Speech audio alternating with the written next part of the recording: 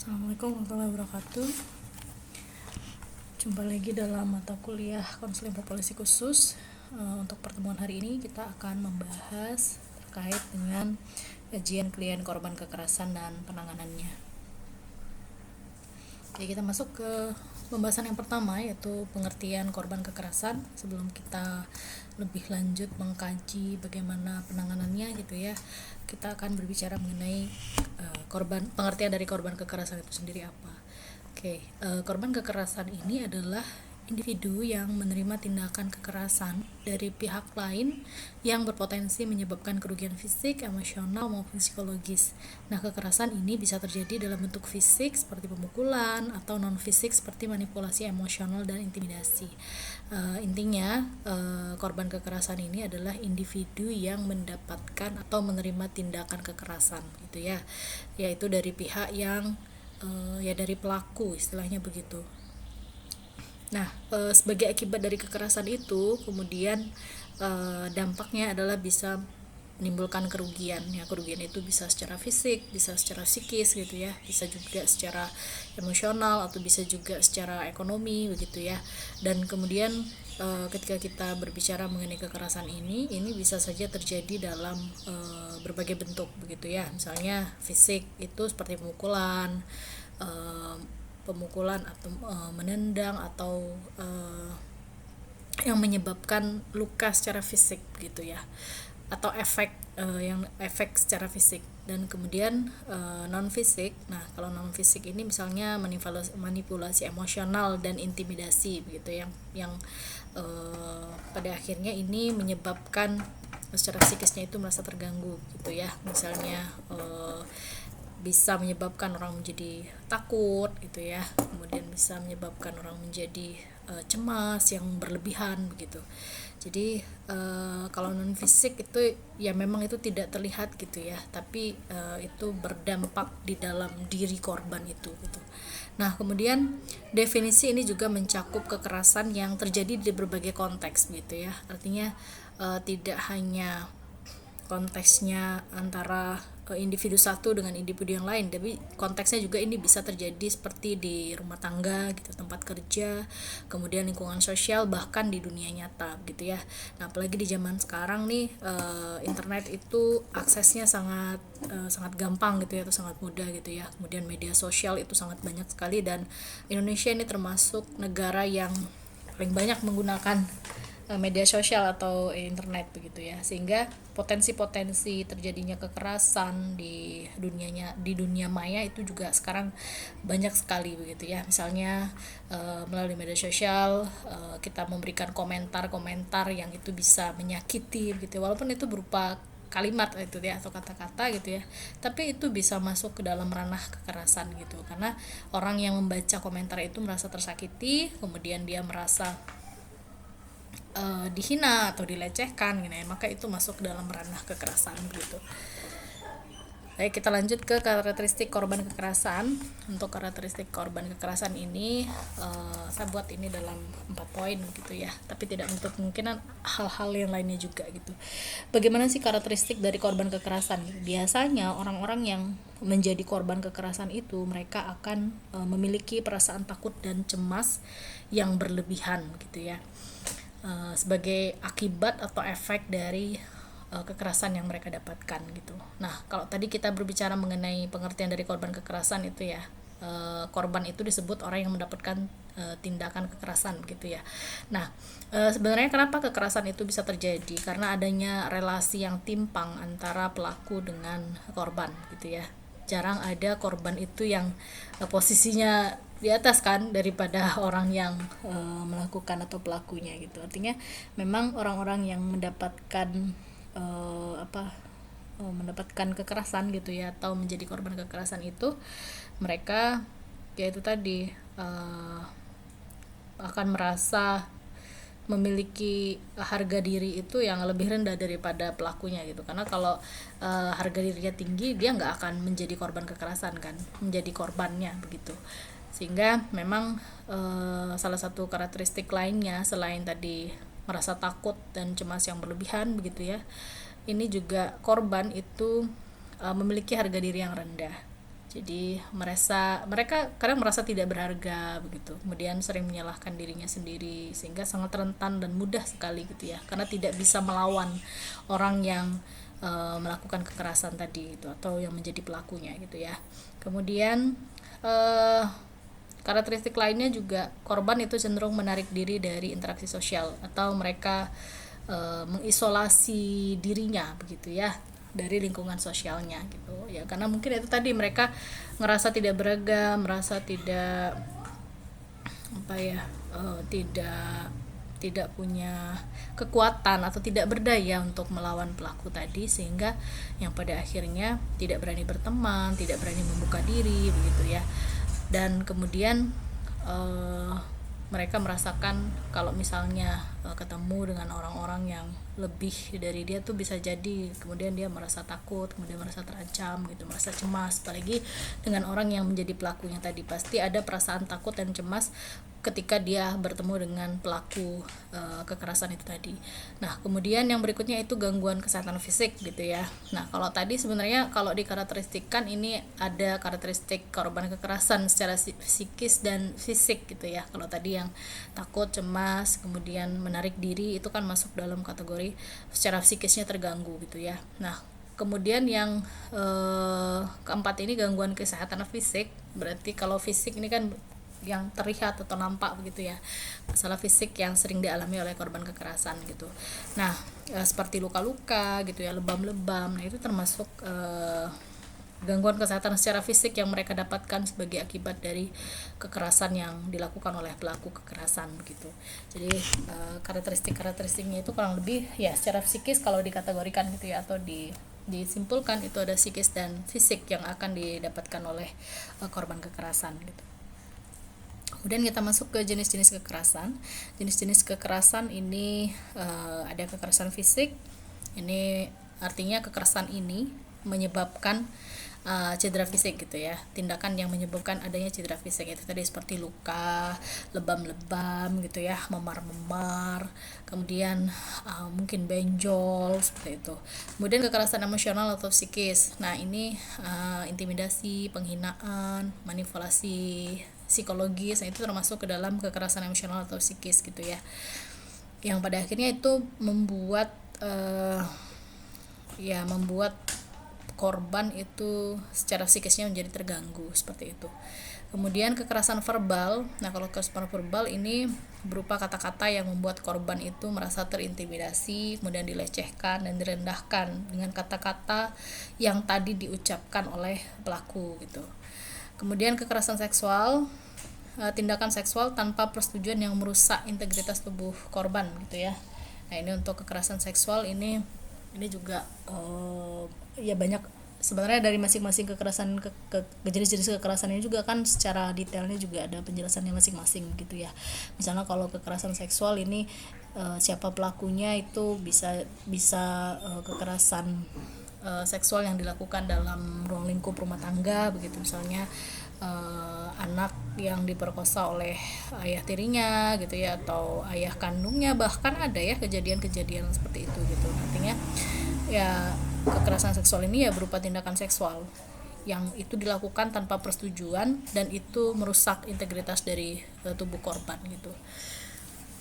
Kemudian kekerasan ekonomi. Nah, untuk kekerasan ekonomi ini membatasi akses korban pada sumber daya finansial gitu ya. Nah, biasanya ini terjadi di dalam lingkup rumah tangga begitu.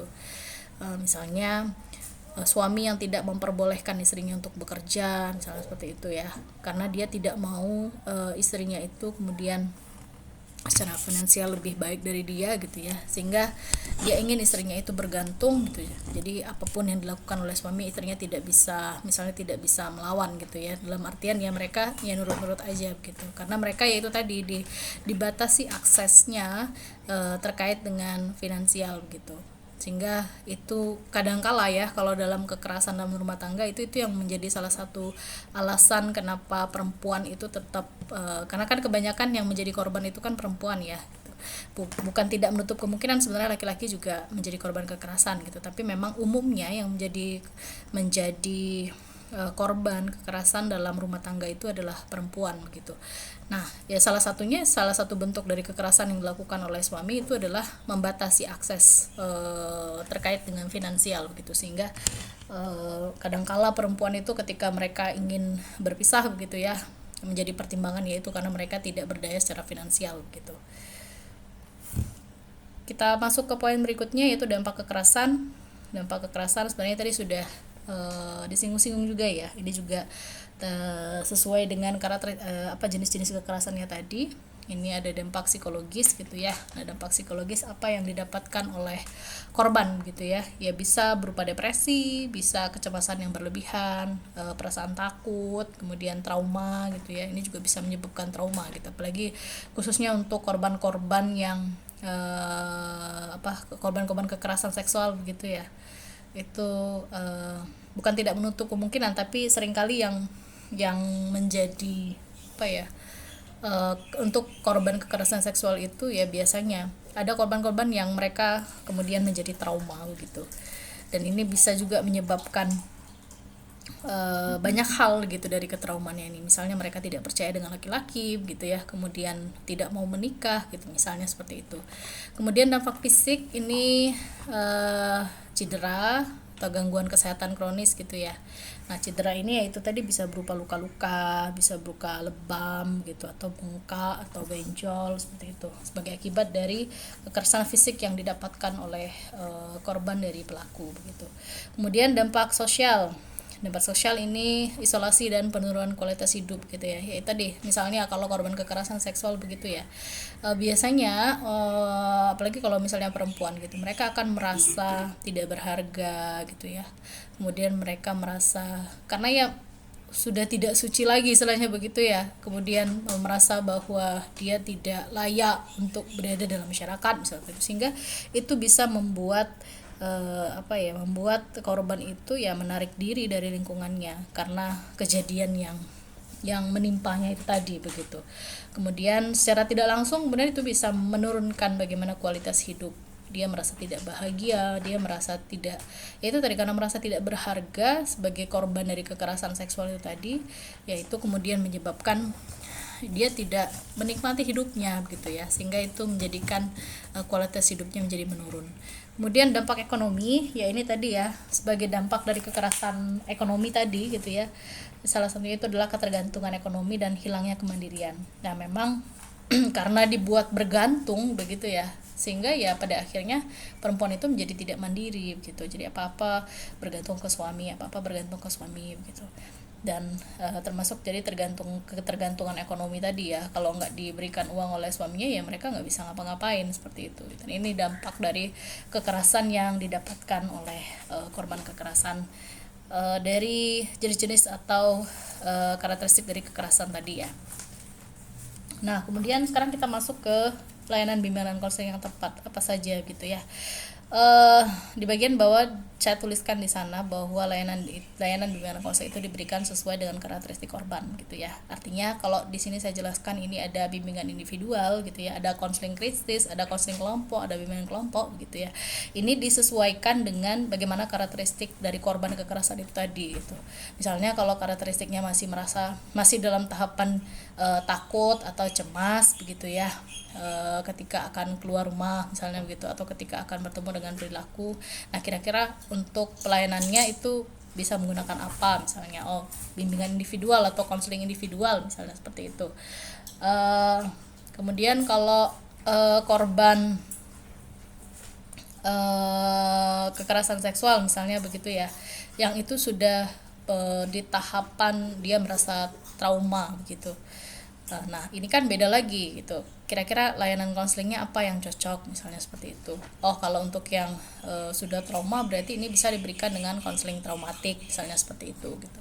Jadi masing-masing itu tidak bisa disamakan untuk layanan yang diberikan gitu ya, tapi secara umum gitu untuk layanan yang bisa diberikan yaitu bisa bimbingan individual, baik itu bimbingan individual atau konseling individual begitu ya, konseling krisis. Nah, konseling krisis ini bertujuan untuk Ya, ini termasuk ke dalam konseling traumatik juga untuk konseling krisis itu tadi ya. Di dalamnya itu ada konseling traumatik gitu. Yang ini untuk melakukan stabilitas emosi awal setelah trauma gitu. Kemudian konseling kelompok atau bimbingan kelompok. Nah, untuk bimbingan kelompok ini barangkali nanti lebih ke uh, bisa untuk pencegahan atau bisa juga untuk pemberdayaan lebih lanjut begitu ya, berkaitan dengan korban-korban kekerasan, korban-korban kekerasan. Kemudian selain dari layanan konseling, ini juga bisa kita melakukan program pendampingan atau pemberdayaan begitu ya. Tapi pada prinsipnya layanan bimbingan konseling juga itu untuk memberdayakan begitu. Tapi mungkin ini layanan yang lain gitu, atau program pendampingan yang bisa kita lakukan selain dari layanan bimbingan dan konseling begitu. Nah, untuk pertama itu ada psikodekasi. Ini berfokus kepada edukasi psikologis tentang trauma dan keterampilan coping. Coping itu penyelesaian masalah ya. Kemudian rujukan lain-lain itu ada akses ke layanan hukum, medis, sosial. Misalnya kalau kekerasan seksual kan, biasanya itu kita bergandengan. Artinya ya ini lagi yang perlu dicatat gitu ya, bahwa ketika dalam penyelesaian atau dalam pemberian layanan kepada korban kekerasan, itu tidak menutup kemungkinan bahwa kita itu harus berkolaborasi dengan pihak-pihak lainnya. Itu artinya memang guru BK tidak bisa sendiri untuk membantu korban begitu. Jadi ini kalau misalnya ada akses ke layanan hukum, berarti kita perlu bekerja sama dengan orang-orang hukum gitu. Terus kemudian kalau tadi kekerasan fisik, kan itu ada luka-luka, ada lebam misalnya seperti itu ya, sebagai atau patah tulang atau yang lain-lain begitu ya. Nah, ini kan berarti kita membutuhkan bantuan medis. Nah, artinya untuk ranahnya yang kekerasan fisik yang dampak yang dia dapatkan secara fisik, berarti itu harus bekerja sama dengan orang medis gitu. Tidak bisa kan kita sebagai guru BK menyelesaikannya gitu, dan lain-lain gitu ya. Kemudian ada program empowerment. Program empowerment ini ya program pemberdayaan gitu ya. Nah, ini juga kita perlu bekerja sama misalnya dengan pemberdayaan perempuan gitu ya, atau Women Crisis Center seperti itu. Nah, biasanya di lembaga-lembaga tersebut juga itu ada yang menyediakan dukungan-dukungan bagi korban atau program-program pemberdayaan untuk korban kekerasan supaya mereka bisa mandiri, kemudian bisa mengontrol hidupnya begitu. Kemudian dan menjadi berdaya lah tentunya ya. Kemudian yang terakhir itu pendampingan jangka panjang. Ini bantuan berkelanjutan untuk pemulihan menyeluruh gitu. Jadi memang sebenarnya ya tergantung kasusnya juga ya, seperti apa gitu. Kalau misalnya ada yang membutuhkan jangka waktu yang pendek untuk penyelesaiannya gitu, ada juga yang membutuhkan pemulihan yang jangka panjang begitu. Jadi ya kembali lagi, untuk program bantuan atau program pendampingan atau layanan bimbingan konseling yang kita berikan itu bergantung pada karakteristik dari korban kekerasan itu sendiri. Oke, baik. Kesimpulannya bahwa ketika kita berbicara mengenai korban kekerasan, tentu saja kita berfokus kepada korban kekerasan itu membutuhkan pemulihan yang komprehensif gitu ya. Artinya mereka memerlukan dukungan berkelanjutan, dan tentu saja itu sesuai dengan kondisi dari mereka gitu ya, kondisi unik dari korban kekerasan itu sendiri gitu. Nah, kemudian untuk layanan konseling yang tepat itu gunakan pendekatan yang holistik, yang tentu saja ini mempertimbangkan aspek fisik, psikologis, dan sosial. Kemudian peran penting dari profesional atau dari konselor gitu ya. Konselor itu harus memahami karakteristik dan dampak kekerasan pada korban untuk memberikan intervensi yang efektif. Ini itu saja. Makanya tadi saya katakan bahwa ketika kita berbicara mengenai layanan BK, ya berarti kan konselornya itu harus paham bagaimana karakteristik dari dampak kekerasan pada korban, kemudian kira-kira layanan yang cocok untuk diberikan sesuai dengan karakteristik dari korban kekerasan itu apa begitu, sehingga layanan yang kita berikan kepada korban kekerasan itu menjadi bermakna begitu ya, atau penting buat mereka, dan itu bisa membantu mereka mengatasi permasalahan yang dihadapi sebagai dampak dari kekerasan yang mereka dapatkan gitu. Nah, kali itu saja yang bisa saya jelaskan. Jika ada pertanyaan, kita diskusi lebih lanjut melalui grup WhatsApp. Terima kasih. Assalamualaikum warahmatullahi wabarakatuh.